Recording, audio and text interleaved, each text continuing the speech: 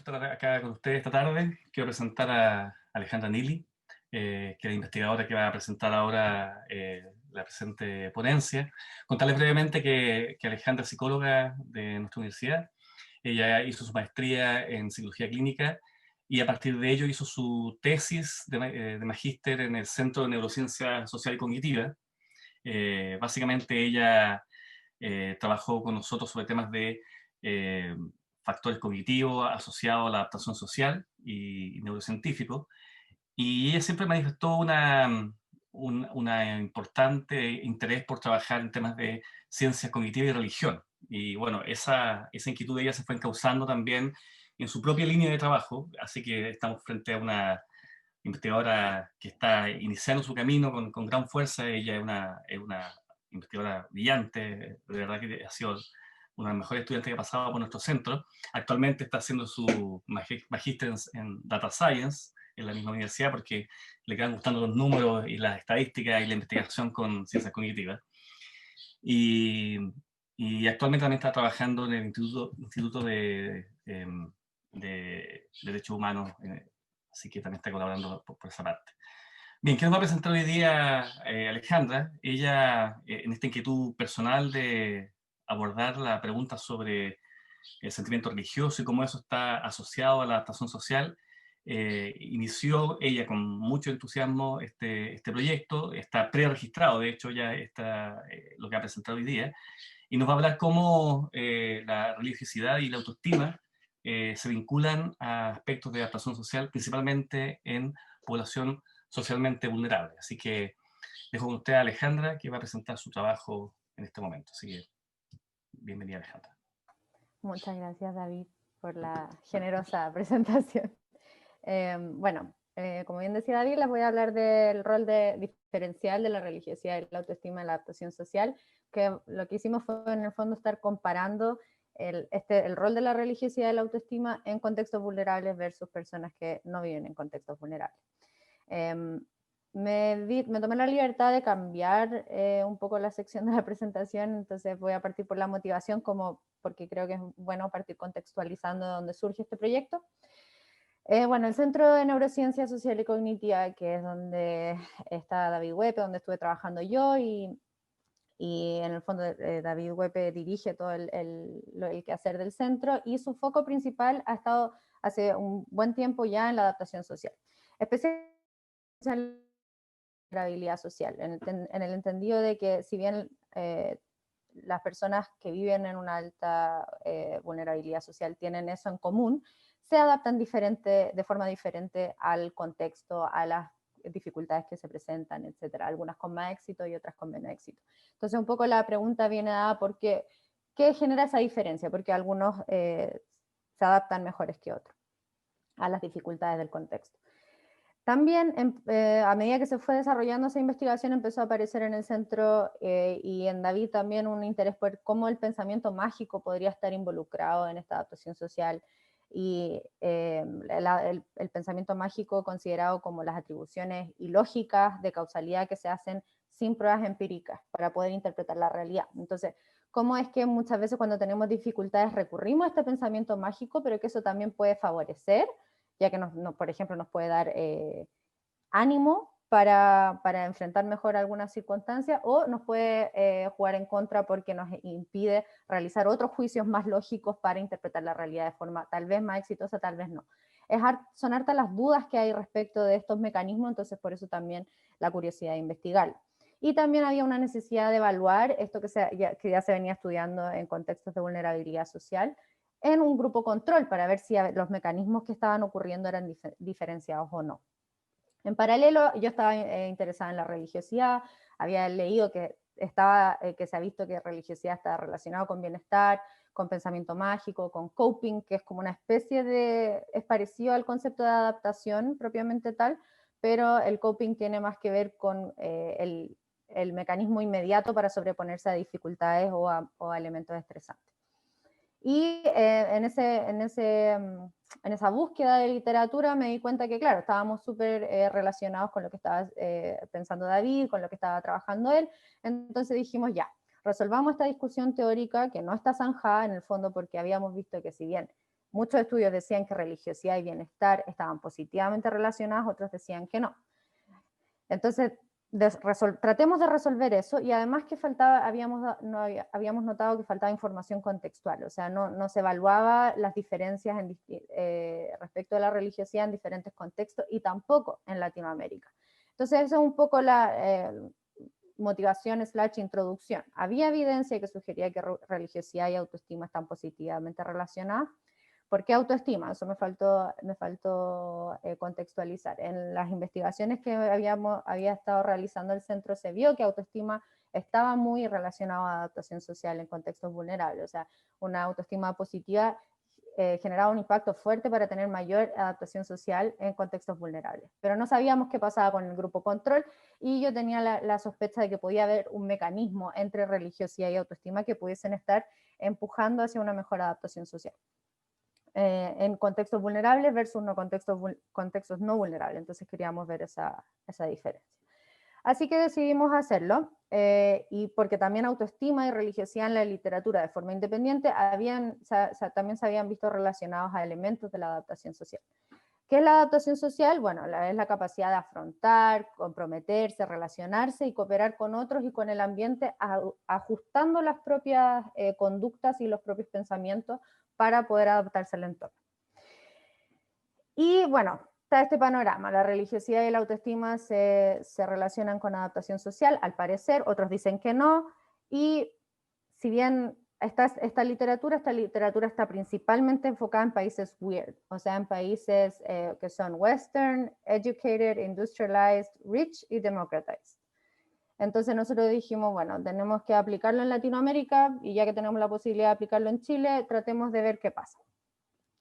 Creo que eso sería todo. Bueno, y la hipótesis final es que la religiosidad influye positivamente en los niveles de adaptación social en personas que viven en contextos vulnerables, y que autoestima media dicha relación. O sea que la religiosidad está asociada a adaptación social solo a través de autoestima, porque la religiosidad en momentos o en personas donde la autoestima es un poco más baja, la religiosidad puede venir a aportar a esa autoestima, ya que está la idea de Dios o de un ser superior que te quiere, que te apoya o que te va a dar cierta suerte incondicional, o que es lo que Dios quiere. Entonces, en el fondo, eso podría estar protegiendo la autoestima, y con ello se podría estar protegiendo también los niveles de adaptación social. ¿Por qué en contextos vulnerables? ¿Y por qué creemos que eso pasaría en contextos vulnerables y no en el otro grupo? Bueno, porque la autoestima es un concepto bien complejo, y se ha visto que la autoestima está compuesto por diferentes elementos del entorno. Uno de los elementos que influye bastante es el éxito académico, el éxito que uno parece tener con los pares, en las relaciones interpersonales, etc. Y en las personas que no viven en contextos vulnerables, estas situaciones están un poco más protegidas, entonces puede que se tenga que apoyar menos de la religiosidad para mejorar los otros aspectos que son la autoestima y la adaptación social. Entonces eso sería como las hipótesis que vinimos a testear. ¿Cuál es la metodología? Bueno, aquí está la hipótesis esquematizada, pero la metodología fue recopilar los datos del grupo control, porque el grupo de experimental ya estaba recopilado a partir de un Fondesit del profesor Weppe. Entonces queríamos recopilar datos para el grupo control, lo hicimos a través de encuestas online con Science Toolkit, y luego después de hacer las encuestas masivas, las tomamos en el lenguaje de R, y hicimos la eliminación de casos con NA, seleccionamos solo la muestra que coincidía en sexo y edad con el grupo experimental que ya se había recolectado, y luego hicimos un path analysis con un bootstrap de 10.000 muestreos para evaluar los efectos y buscar si hay un efecto indirecto de la religiosidad sobre la adaptación social a través de autoestima. ¿Y qué encontramos? Bueno, fue bien curioso, fueron bien curiosos los resultados. Partir diciendo que no hubo interacción, o sea, autoestima no media la relación entre religiosidad y adaptación social en ninguno de los dos grupos. Autoestima sí sigue prediciendo adaptación social en los dos grupos, pero es más fuerte esa adaptación en el grupo, o sea, esa relación en el grupo experimental. Pero lo curioso también es que la religiosidad sí aparece como predictora de adaptación social en el grupo control. Nosotros habíamos esperado que hubiese una relación mediada en el grupo experimental, pero apareció una relación directa en el grupo control. Aquí en el, no sé si tengo puntero. Estos resultados de aquí indican donde está la línea roja, indican los efectos de interacción y como ven hay un valor P sobre 0.05, entonces no es significativo y aquí tampoco. El modelo completo, o sea, el modelo que incluye estas tres variables en el grupo experimental no es significativo en el grupo experimental, pero sí lo es en el grupo control. Eso quiere decir que si bien no hay interacción, religiosidad y autoestima en el grupo control predicen adaptación social de forma independiente, no hay un mecanismo entre ambos. Entonces, ¿cuáles serían las conclusiones? Bueno, que por un lado autoestima predice adaptación social tanto en contextos vulnerables como en contextos no vulnerables, aunque genera una influencia mayor en el primer grupo, lo que tiene relación con esto de que decíamos que la autoestima parece ser más determinante para la adaptación social en contextos no vulnerables, perdón, en contextos vulnerables porque tienen mayor dificultad de acceder a otros recursos que puedan potenciar esa adaptación. También la evidencia del estudio confirma que los niveles de religiosidad tienden a ser más altos en sectores más vulnerables o de niveles socioeconómicos más bajos, lo cual era sugerido por varios estudios. Entonces es curioso, porque si bien la religiosidad predice adaptación social en el grupo control, o sea, en contextos no vulnerables, ese grupo tiene en general niveles más bajos de religiosidad. Y por último, que la religiosidad incide en la adaptación social solo en personas que no viven en contextos vulnerables, a pesar de tener estos niveles más bajos de religiosidad, como les he explicado. ¿Qué podría estar explicando estos resultados un poco extraños y fuera de lo que habíamos esperado? Una posible explicación a esto es que la interacción entre nivel de ingresos y religiosidad sea la que afecta positivamente la adaptación social, y no la interacción entre autoestima y religiosidad. Eso lo sugiere un estudio en particular que está citado ahí, que podría tener sentido porque los niveles de ingreso, al ser más bajos, estarían asociados a religión. Ay, perdón, que tuve un ruido que me distrajo. Entonces, lo que estaría diciendo esto es que solo el nivel de ingreso y la religiosidad en conjunto estarían generando un boost a la adaptación social y no de otra forma. Otra posible explicación tiene que ver con la relación entre religiosidad, el estrés y los afectos negativos, porque se ha sugerido que la religiosidad afecta positivamente la adaptación social u otros componentes del bienestar, disminuyendo los efectos negativos que produce el estrés. Claro, pero en este caso nosotros no vimos eso en el grupo no vulnerable, en el grupo vulnerable, perdón. Entonces, ¿qué podría estar explicando eso? Lo que podría estar explicando eso es que se ha visto que en grupos, en personas que viven en contextos muy vulnerables, tienen un estrés que es más bien crónico, que no tiene que ver con el estrés del día a día.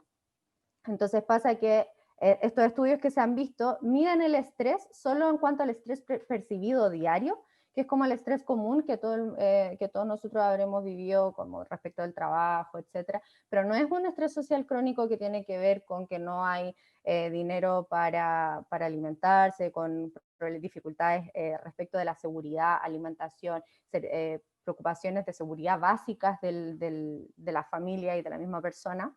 Entonces, estas diferencias en el estrés podría estar generando que podría estar explicando que la religiosidad afecta o ayuda en un caso del estrés y no en el otro tipo de estrés. Lo cual significa que en el grupo control, donde no están insertos en este estrés social crónico, donde el estrés más bien de ciertos niveles un poco más moderado, la religiosidad ayuda, pero en los otros casos la religiosidad no es suficiente o no permite mejorar la adaptación social en sí. Y finalmente, bueno, la religiosidad y la autoestima parecen incidir en la adaptación social de forma independiente en el grupo control, y la religiosidad no tiene ningún efecto en la adaptación social en contextos vulnerables.